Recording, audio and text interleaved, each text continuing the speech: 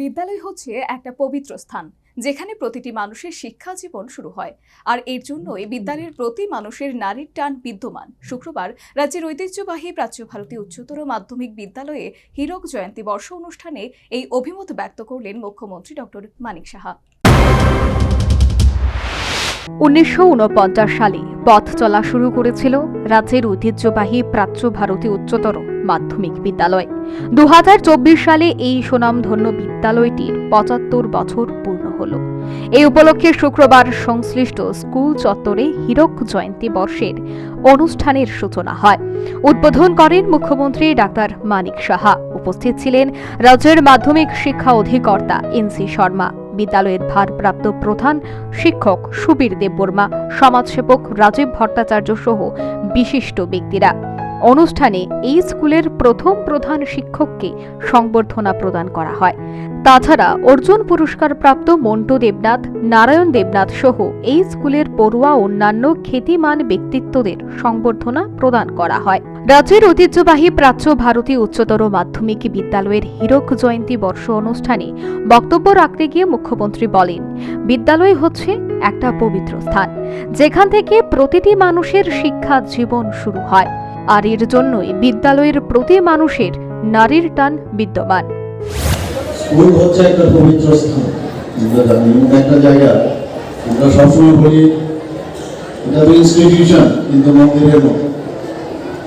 এবং এরকম একটা পবিত্র স্থান থেকে আমাদের জীবনের যে ভিত্তি সেটা প্রতিষ্ঠিত হয়। এই কারণে স্কুলের সাথে একটা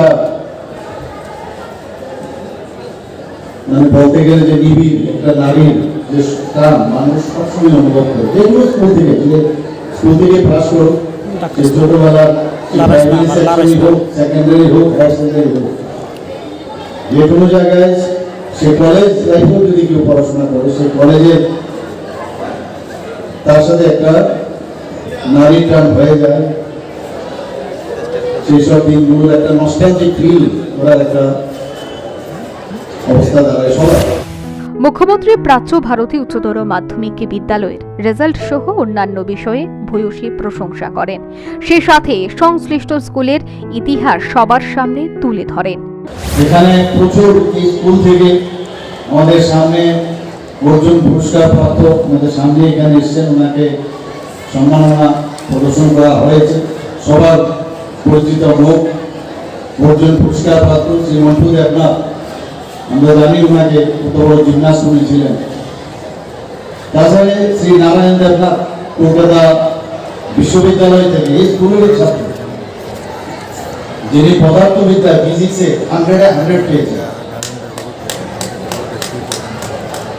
এবং এটা একটা নজির স্থাপন করেছে। শ্রীমতী স্বরূপাপনি ত্রিপুরা বোর্ডের দ্বাদশ শ্রেণীর পরীক্ষায় 2020 সালে কমার্সে বাণিজ্য বিভাগে প্রথম স্থান দখল করে। এবং তাছাড়া এই স্কুলের যে রেজাল্ট আমার কাছে যে ডাটা আছে, প্রায় 85 থেকে 95% শতাংশ পাস করে। রাজ্যের ঐতিহ্যবাহী প্রাচ্য ভারতী উচ্চতর মাধ্যমিক বিদ্যালয়ের হীরক জয়ন্তী বর্ষ পালন উপলক্ষে এদিন রক্তদান শিবির অনুষ্ঠিত হয়। মুখ্যমন্ত্রী সহ অন্যান্য অতিথিরা রক্তদান শিবির ঘুরে দেখেন এবং স্বেচ্ছায় রক্তদাতাদের বিশেষভাবে উৎসাহিত করেন। Bureau report, news vanguard.